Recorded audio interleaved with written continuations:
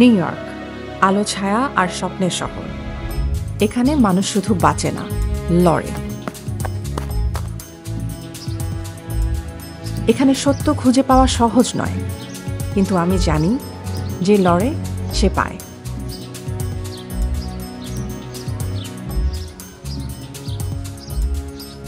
আমি সাবা, একজন সাংবাদিক। কাজ করি এটিভি ইউএসএতে, আমাদের প্রিয় বাংলাদেশি কমিউনিটির সংবাদ নিয়ে।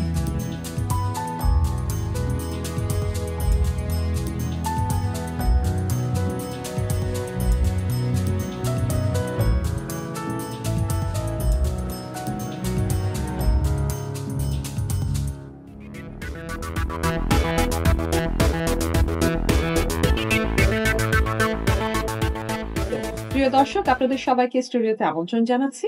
আজ আমাদের স্টুডিওতে আছেন সমাজসেবক, কমিউনিটি অ্যাক্টিভিস্ট রাকিব হোসেন। রাকিব হোসেন প্রতি বছর এখানে নানা মেলা করে থাকেন, তবে আজ যে কারণে তাকে আমরা স্টুডিওতে আমন্ত্রণ জানিয়েছি দেশি মেলা নিয়ে কথা বলতে। তার অন্যতম সারা জাগানো একটি মেলা হচ্ছে দেশি মেলা। রাকিব হোসেন, আপনাকে আমন্ত্রণ জানাচ্ছি আমাদের স্টুডিওতে। কেমন আছেন রাকিব হোসেন আপনি? জি, ধন্যবাদ আপনাকে। আমি সবসময় ভালো থাকি, আচ্ছা, এখনো ভালো আছি। আর আমি সম্মানিত বোধ করছি যে আপনারা এত বড় একটা প্রোগ্রামে আমাকে ইনভাইট করেছেন। জি।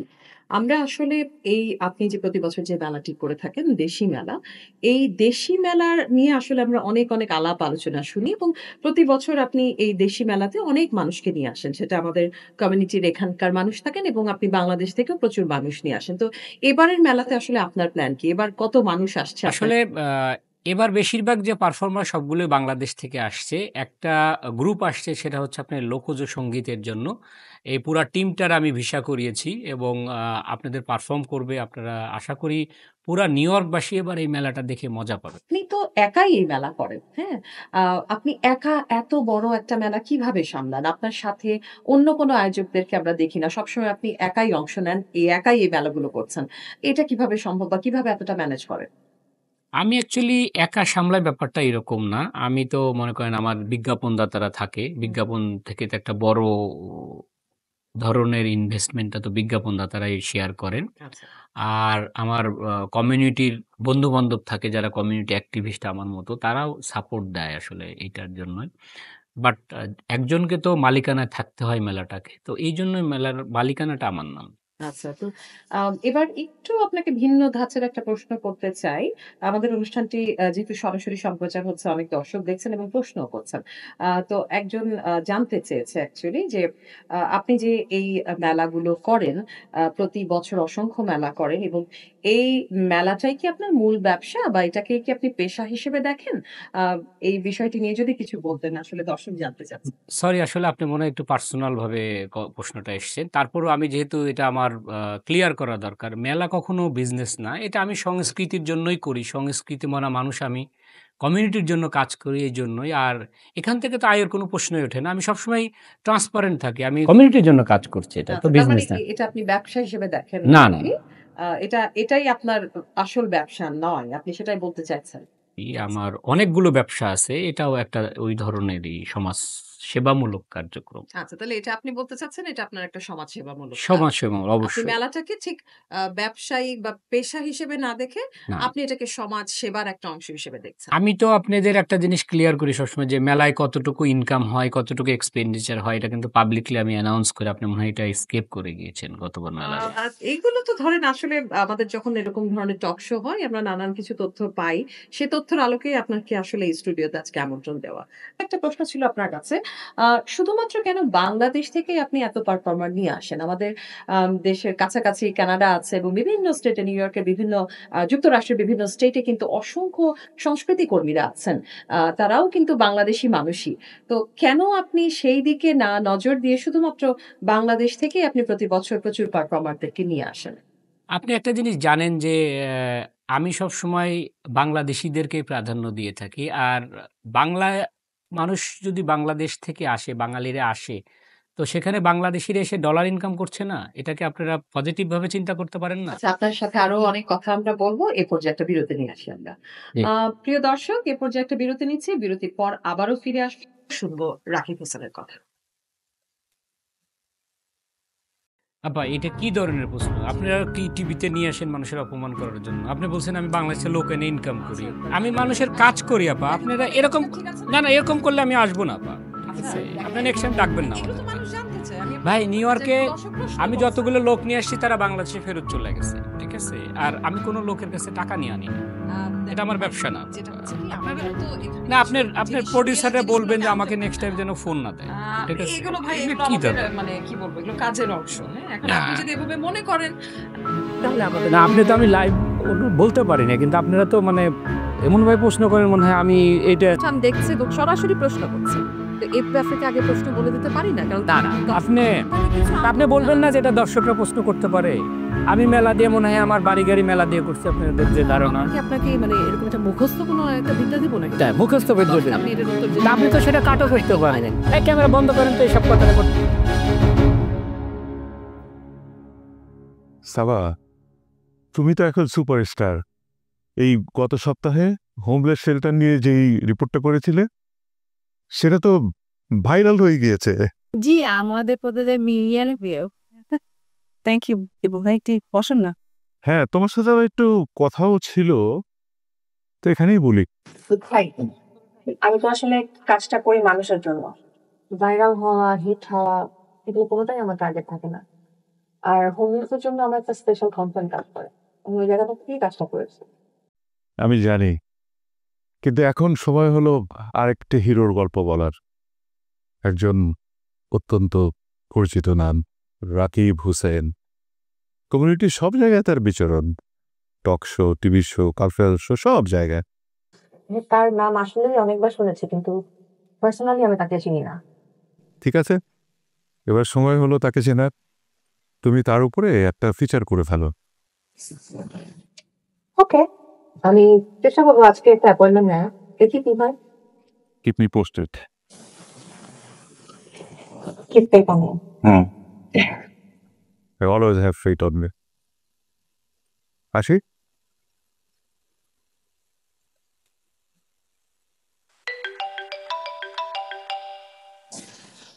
হ্যালো, রাকিব হোসেন বলছিলাম।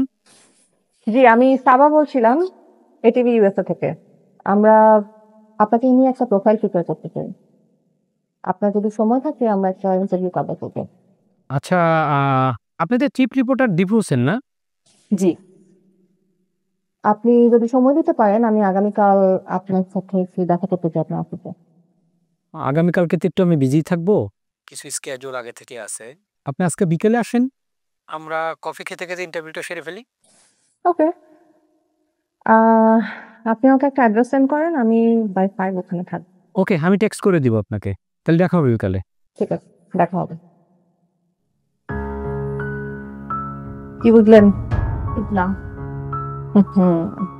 আপনার শাড়িটা সুন্দর, আমার একদিন পরতে দিন তো। বলবে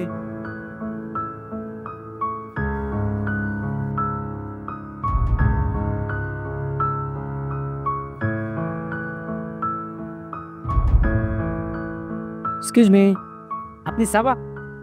জি আমি সাবা। আমি Rakib Hossain. Oh nice to meet you. Please বসেন। Thank you. সরি আপনাকে বসিয়ে রাখার জন্য। না, ইটস ফাইন। এখানে আমার অ্যাকচুয়ালি একটা মিটিং ছিল, তো চিন্তা করলাম যে আপনার মিটিংটা এখানেই করে দেই। না, ভালো হয়েছে, জায়গাটাও বেশ ভালো। চলুন কাজের কথা শুরু করা যাক। আমি কিভাবে আপনাকে হেল্প করতে পারি? আমি আসলে আপনাকে নিয়ে একটা ডিটেইল ফিচার করতে চাচ্ছিলাম। Oh, really? বাবা, Oh my God! How are you? How have you been? I'm good. How are you doing? I'm good. You guys know each other? Yeah, we're friends actually from college. right. Wow. Yeah. Have you seen? So, such a small world. By the way, how you guys know each other? He's my boyfriend. Oh my God! I must say, you guys look so happy together. Thank you. I actually came here to do an interview. You know your boyfriend, right? He's a social activist and everything. Right? I don't think this is a good time today. I'll probably meet him at the office. No. You can continue the interview. না, আমি কালকে আপনার অফিসে একটা সময় আসি। কালকে early করে ফেলেন, কালকে 10টার দিকে। 10টা সাউন্ডস গুড। তাহলে আমি কালকে 10টায় আসছি। So I'm not gonna do it today. You guys enjoy the time together. Thank you. I'm leaving now, but keep in touch, okay? I'll leave you there. Take care. Thank you, Gabon. Bye. Oh my God, that's crazy. How you came here? Oh, I came here. I came to see you. What do you mean? You came to see me? Wow, that's great. Okay, let's eat something. Yes, I'm starving. Yeah.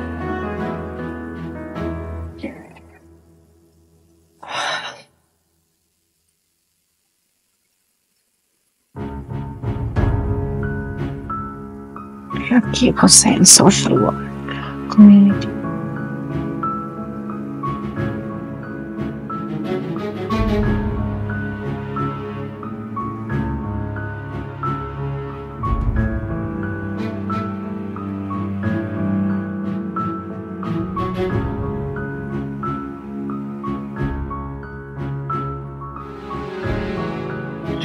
This is so confusing. যাই দেখছি সব positive, community work, social work, কিন্তু প্রজেক্টগুলো কোথায়?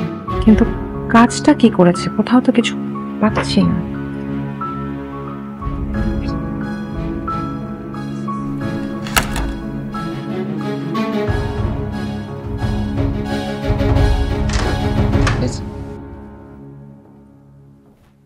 Please বসুন। আপনার টিমের অন্য মেম্বারদের দেখছি না। আছে, ওরা গাড়িতেই আছে, আসলে আমরা রেডি হই। ইন দ্য মিন টাইম ওরা আসছে। অবস্থা হলো।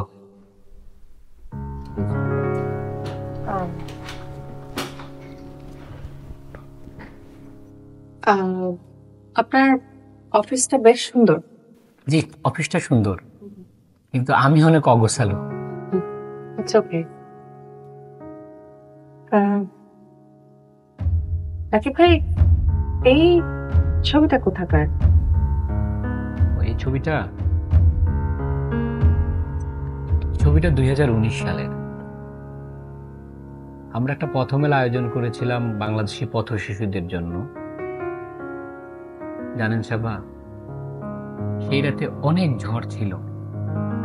অনেকেই ভেবেছিল এই পথমেলাটা আমরা করতে পারবো না, কিন্তু ঝড়ও আমাদের দমিয়ে রাখতে পারেন।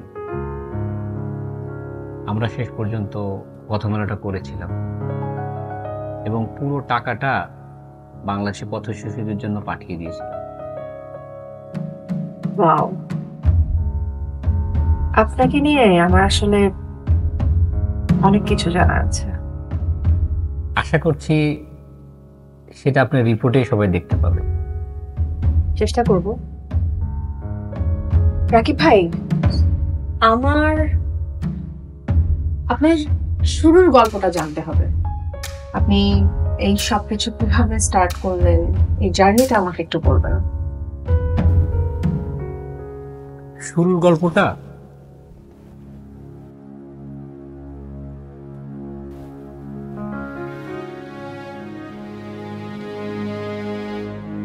বাংলাদেশেই আমার জন্ম।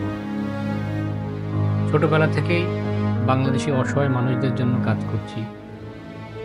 যখন নিউ ইয়র্কে আসি তখন দেখি বাংলাদেশি কমিউনিটির অনেক প্রবলেম। সেখান থেকে আমার কাজ শুরু।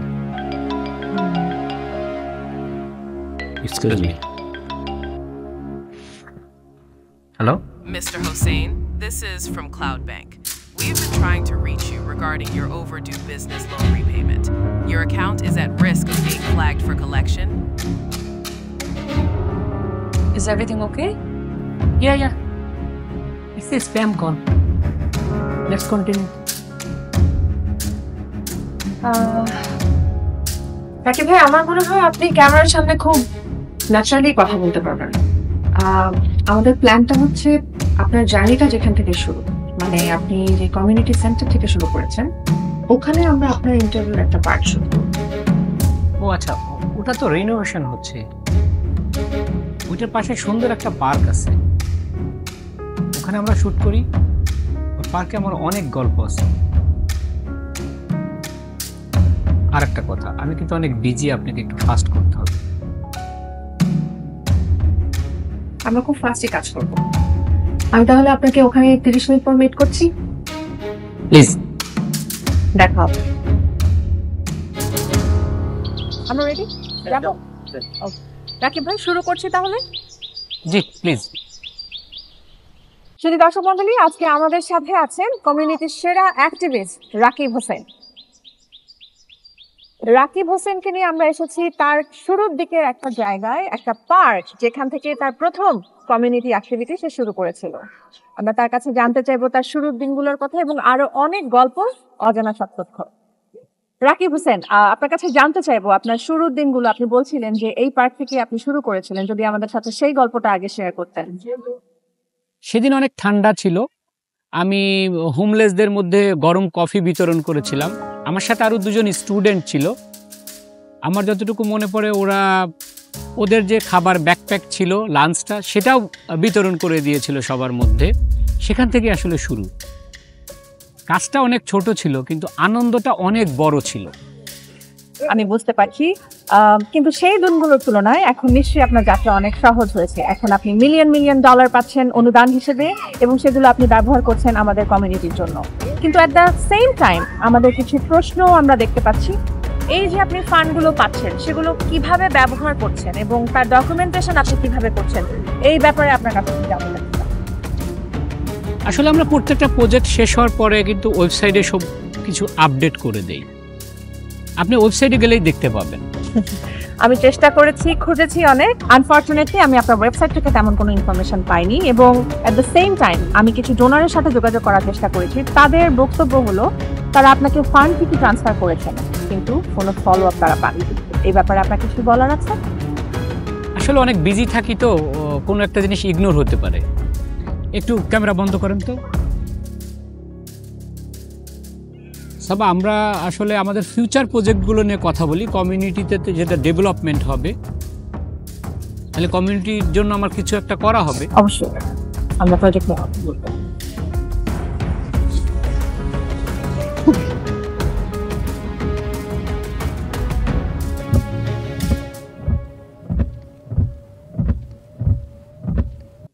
Using off. Is it about the interview? No. Everybody is after me.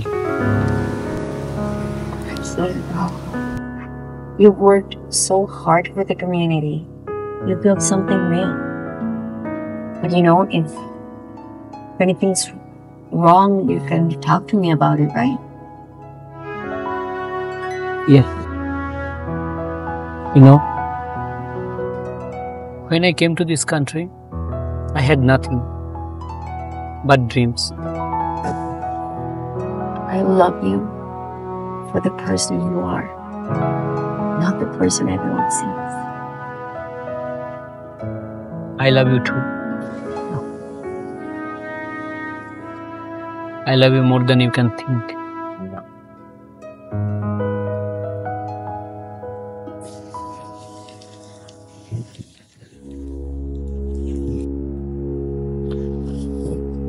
TV interviews.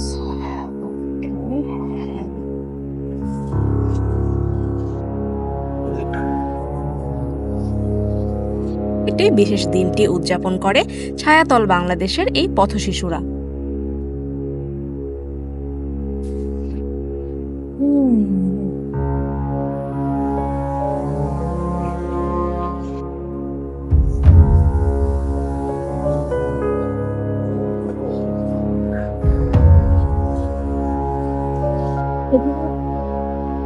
এগুলো খেতে ঠিক আছে, আমাদের খুব কষ্ট হবে।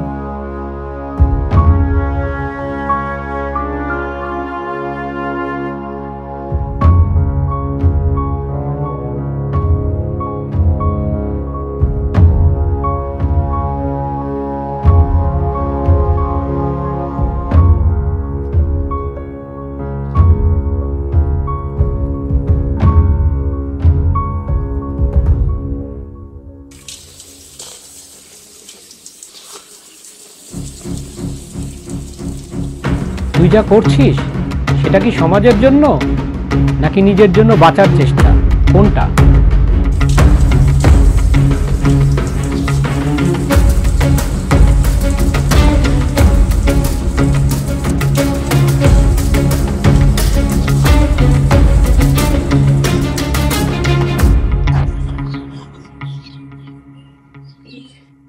Erika.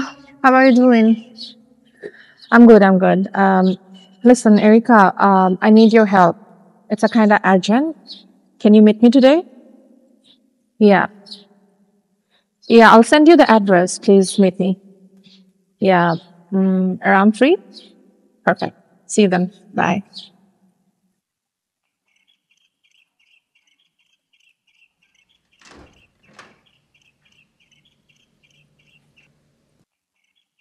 Hey girl, here's your matcha. Thanks to you. You came in a short notice. No worries, that was printed for. I actually wanted to meet you for some reason. Like I wanted to know a little bit more about Rocky. Is that okay if I ask you some personal questions? I'm sorry about that. Yeah, no worries. You're my friend. How well you know Rakib? I mean, we've been together for quite some time, so I would say I know him. He's very private with his work life though, so I don't know. I'm actually interested about his journey here, like how he started, how he entered into USA, or anything if you know about back home or the time he entered here. When I met him here, as far as I know, when he came from Bangladesh, he had very big dreams, very big aspirations. But he had a job, he had to sleep like at friends' couch, and life was not easy. But then he opened the Alim Biryani restaurant, and I think he invested in some farms, maybe in Pennsylvania or upstate. So he said that he owns that restaurant? Yeah. I mean, till recently, he told me he sold some part for quick cash flow. Interesting. And how about those farms? I mean, I don't know much. He said he's parting in some halal farms. But every time I ask for proof or anything, he just tells me he works in trust, not papers. Okay. Interesting. I'm actually a bit curious about his lifestyle. I mean, the lifestyle he leads with all those luxury cars, branded clothes. It doesn't match what he does, like community activist, spending a lot of money. Don't you think these are fishy? I mean, kinda.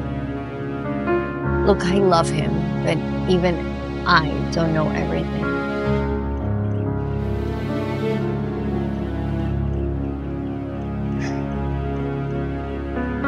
Thanks a lot. I mean, the information you gave me gives me a lot to think about. By the way, how you guys met? Oh, that's a funny story. Back then I was working in a real estate agency, and he came looking for a workspace, I believe for the restaurant, and well, things just clicked. Okay, so it seems like the business turned into romance. Something like that.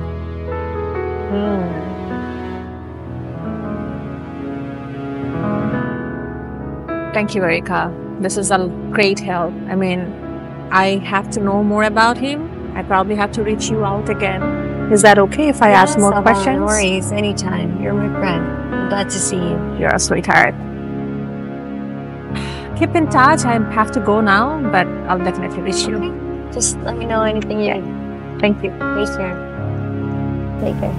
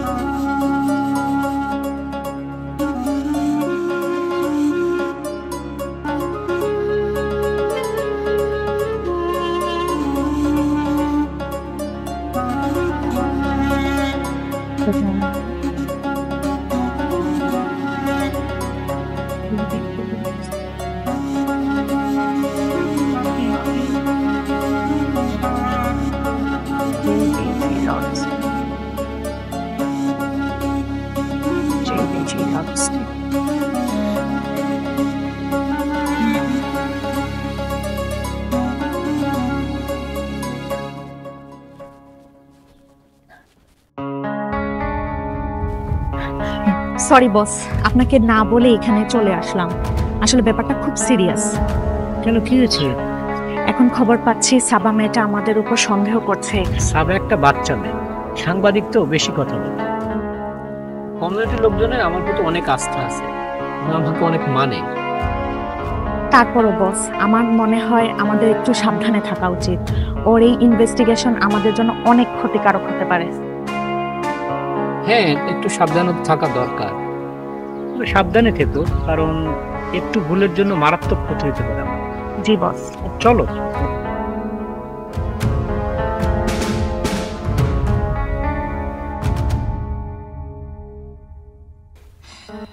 Dipu ভাই, আমি রাকিব হোসেনকে নিয়ে সব ধরনের data collect করার try করছি। রাকিব হোসেন কোথায় donation নিয়েছে, কাদের কাছ থেকে নিয়েছে, আমি trying to reach all of them. আমি দেখতে পাচ্ছি উনি পথশিশুদের নিয়ে অনেক কাজ করেছেন। These are very clear. All the interviews perfect. But when I'm collecting the information doesn't match with what we see. আমার একবার মনে হচ্ছে উনি আসলে মহান, but at the same time আমার মনে হচ্ছে he has a mask. Saba, you did a very good job. But আমরা সত্য নিয়ে কাজ করি, আমাদেরকে সত্যটা খুঁজে বের করতে হবে। Until we find the truth, keep digging. ঠিক আছে?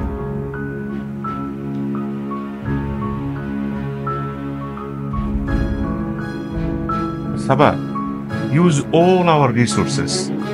If you need any help, call me and keep me posted. ঠিক আছে?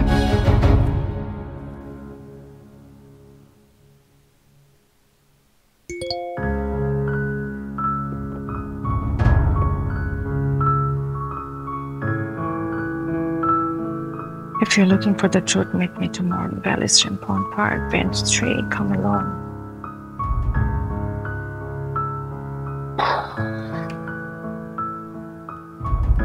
Finally, somebody wants to speak. It's a good sign.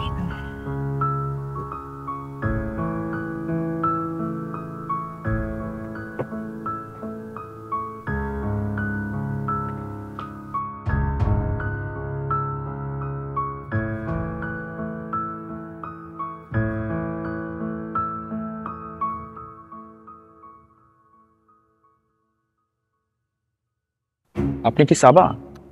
হ্যাঁ, তুমি মেসেজ করেছিলে আমাকে? জি, আমি রাকিব হোসেনের সাথে একসাথে একই ফার্মে কাজ করতাম। আমার কাছে কিছু ইনফরমেশন ছিল, সেজন্য এখানে আসা হয়েছি। কি প্রমাণ আছে তোমার কাছে? আমার কাছে একটা এই যে পেন ড্রাইভ আছে, এখানে যত ধরনের ব্যাংক ডিটেলস, তারপরে সব ধরনের ডকুমেন্টস, সবকিছু এভিডেন্স এখানে আছে। Okay, thank you so much. But তুমি কি একটা ইন্টারভিউ দিতে পারবে? নো, আমি আসলে ইন্টারভিউর জন্য প্রস্তুত না। I understand. I totally understand. But you will be taken care of. But thank you so much. I'll be in touch with you. All right, keep in touch. All right, bye. Rakib, why are you picking up my calls? One guy is calling me, they've been trying to reach you. And why is Saba asking me all these questions about your past? What are you hiding? Saba, she's a reporter, right? She has a lot of questions. Whatever she is asking, just tell her. I can't lie for you, Rakib. I hope you know that. Whatever you're hiding, I need to know the truth now. Please don't stress me, okay? I have a lot of things to do.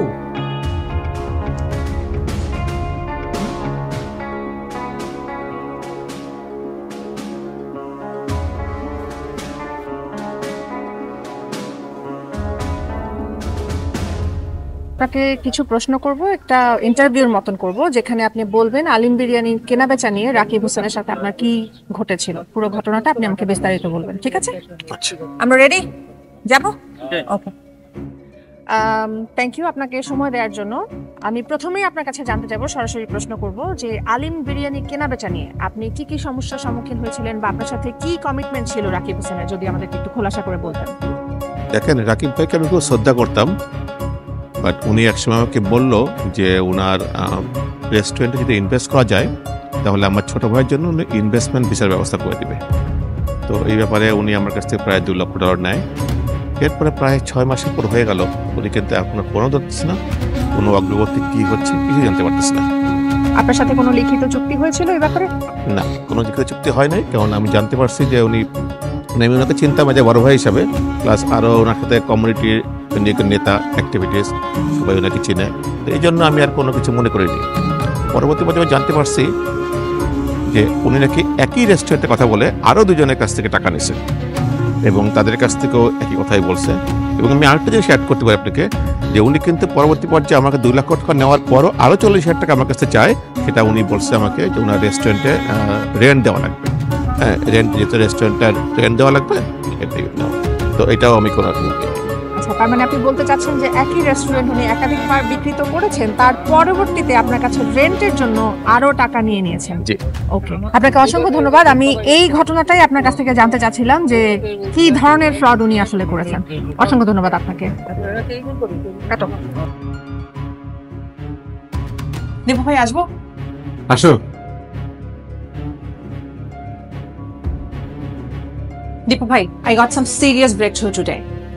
আমি একজন victim পেয়েছি যার কাছে আলিম বিরিয়ানি বিক্রি করার নামে টাকা নেওয়া হয়েছে, বলা হয়েছিল ইনভেস্টমেন্ট ভিসা করিয়ে দেওয়া হবে।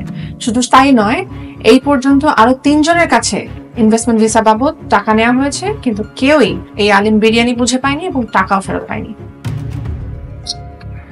সাবা, আমি জানি তুমি সত্য অনুসন্ধান করছো, কিন্তু রাকিব হোসেন সমাজে একজন প্রভাবশালী ব্যক্তি।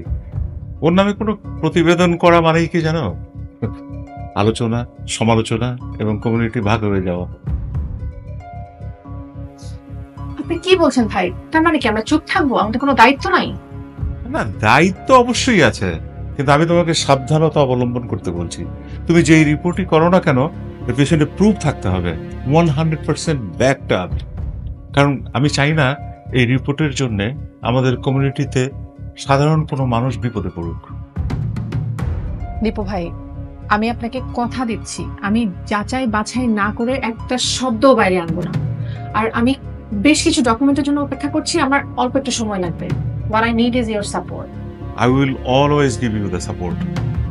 মনে রেখো, কিছু সত্য আগুনের মতো, জ্বালায় আবার আলো দেয়। ঠিক আছে।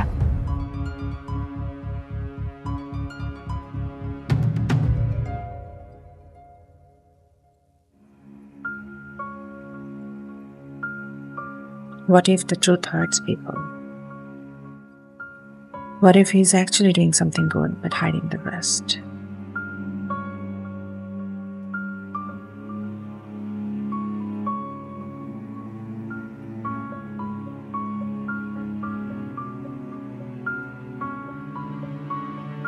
সত্য অনুসন্ধান করতে গিয়ে আমার জন্য যদি কারো ক্ষতি হয়,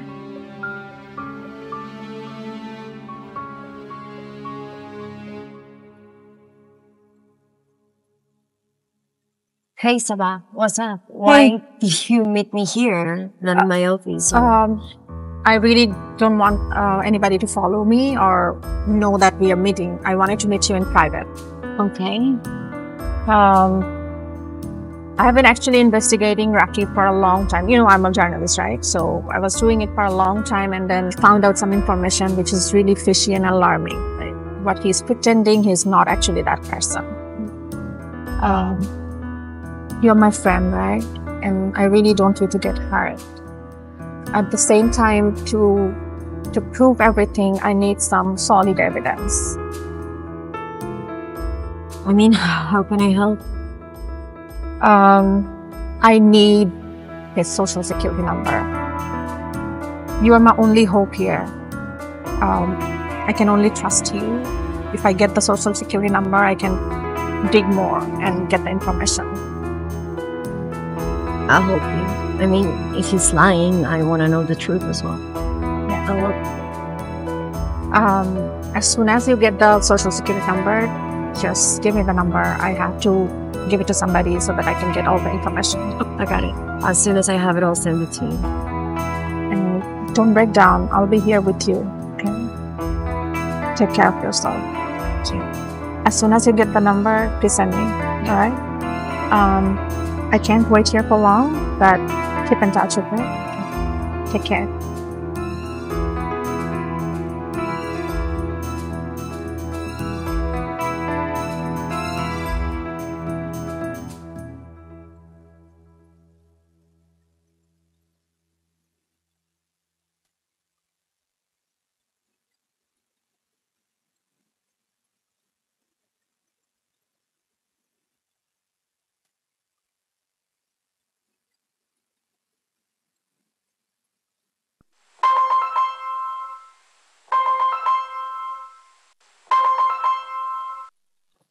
Hey, I was able to get his social security number from the office. You got his social security number? I'll send it to you after this. Thank you so much, Erica. Thank you so much. You have no idea how many dots we can connect right now. You just send me the number, please. Okay. Yeah, I'll talk to you later. Okay, I'm sending it to you right now. Bye. Bye.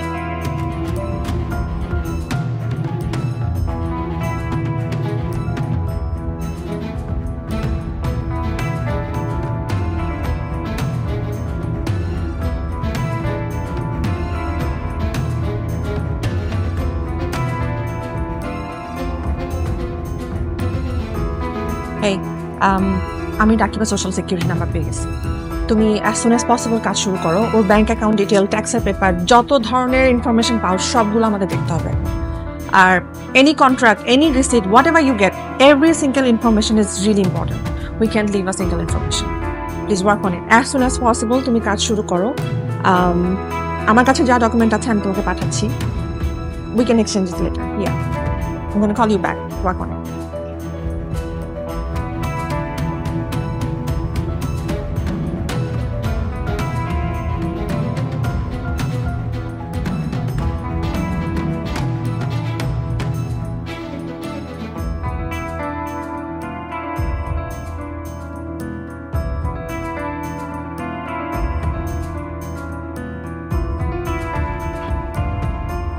সাবা, তোমাকে খুঁজছিলাম। রিপোর্টটা তো শেষ করতে পারলে না। কাল এক অনুষ্ঠানে রাকিব হোসেনকে শ্রেষ্ঠ কমিউনিটি অ্যাক্টিভিস্টের পুরস্কার দেওয়া হচ্ছে। তুমি এক কাজ করো, ওই প্রোগ্রামটা লাইভ করে দাও আর তার উপরে একটা পজিটিভ ফিচার তৈরি করে ফেলো। Make sure this time no blunder.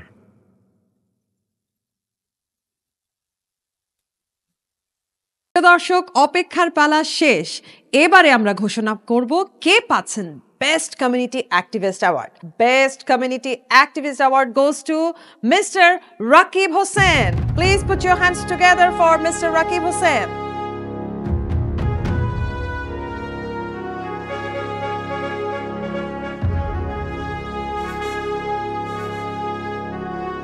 চলুন দর্শক, তার আগে আমরা দেখে নিই কি কি ভালো কাজের জন্য উনি পাচ্ছেন এই বেস্ট কমিউনিটি অ্যাক্টিভিস্ট অ্যাওয়ার্ডটি। চলুন তাহলে আমরা সবাই স্ক্রিনে তাকাই। শুধু দর্শক মন্ডলী, আজ আমরা আছি নিউ জার্সিতে আর আমাদের সাথে আছেন সুরভি ইসলাম। সুরভি ইসলামের কাছে আমরা আজকে জানতে পারবো রাকিব হোসেনের সাথে তার কিছু অভিজ্ঞতার গল্প। সুরভি ইসলাম, আপনি যদি আপনার অভিজ্ঞতার গল্প আমাদের সাথে একটু শেয়ার করতেন। রাকিব হোসেন ও তো একটা চোর, বাটপার, ফ্রড লোক। ওর সম্পর্কে আসলে কি বলবো। ওকে আমি নিয়েছিলাম আমার কোম্পানিতে ওয়ার্কিং পার্টনার হিসেবে। ও বুঝিয়েছিল আমাকে যে ও আমার কোম্পানির জন্য অনেক কিছু করে দেবে। কিছুদিন যেতেই ওয়ার্কিং শব্দটাকে সে মুছে দিয়ে শুধু পার্টনারটা রেখে সে আমার কোম্পানির শেয়ার বিক্রি করে দিয়েছে। ভাবতে পারেন আপনি? সেটা নিয়ে এখনো কেস চলছে কোর্টে। I don't care about my money, কিন্তু আমি চাই না সাধারণ মানুষ ওর কাছে ভিকটিম হোক। ওর মুখোশটা টেনে খুলে ফেলে দেওয়া উচিত। বিদেশের মাটিতে মানে বাঙালি সবাই আমরা আসি একটা স্বপ্ন নিয়ে, কিন্তু সেই স্বপ্নগুলোকে মানুষ মানে এভাবে ভেঙে দিচ্ছে রাকিব হোসেন। ওর মুখোশটা উন্মোচন হওয়া উচিত মানুষের সামনে, সবার সামনে।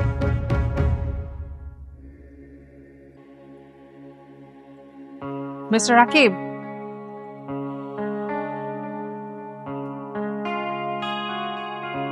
সত্যকে আপনি লুকাতে পারবেন,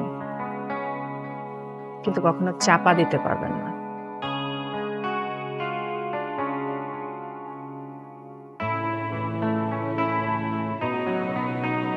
এটা এরিকা আপনাকে দিতে বলেছে।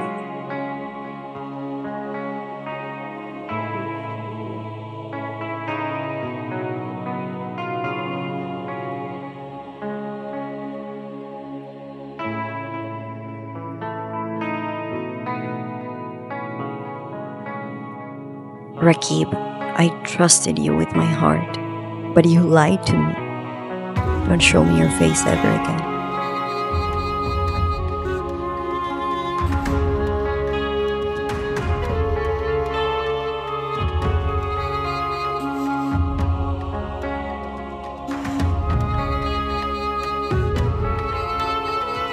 I trusted you with my heart, but you lied to me.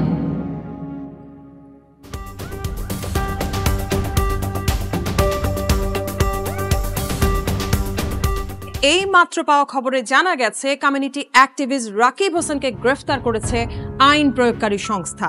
আমি হাসান, আমি দীর্ঘদিন রাকিব হোসেনের এনজিও ফার্মে কাজ করেছি এবং আমি কাজ করার সুবাদে আমি জানতে পারি উনি যে জনগণ যে টাকা দিচ্ছিল ডোনেশন, সেটা সম্পূর্ণ ওনার পার্সোনাল অ্যাকাউন্টে যাচ্ছে এবং এটা অবৈধভাবে উনি নিয়ে যাচ্ছে টাকাটা, এবং টাকাটা বাচ্চাদের কল্যাণে আসলে কাজ করতেছে না।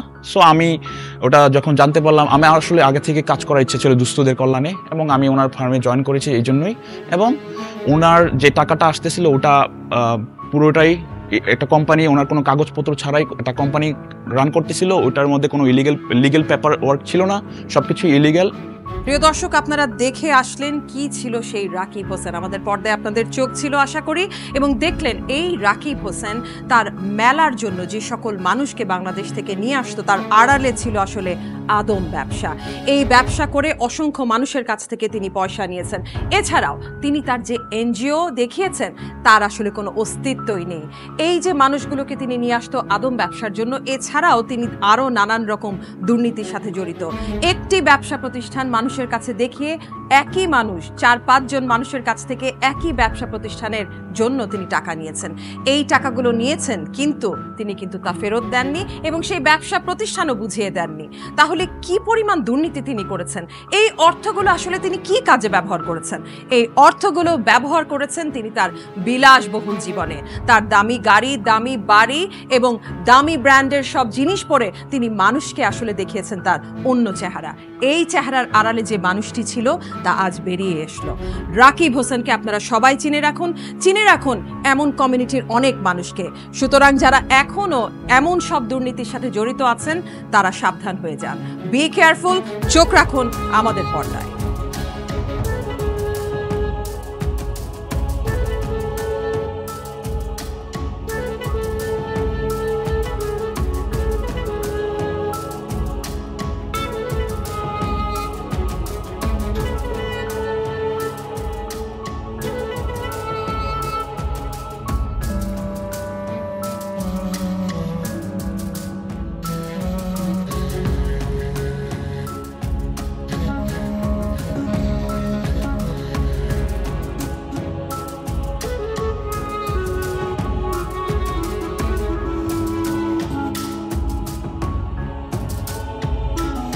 ATV USA বিশ্বজুড়ে বাঙালিয়ানা।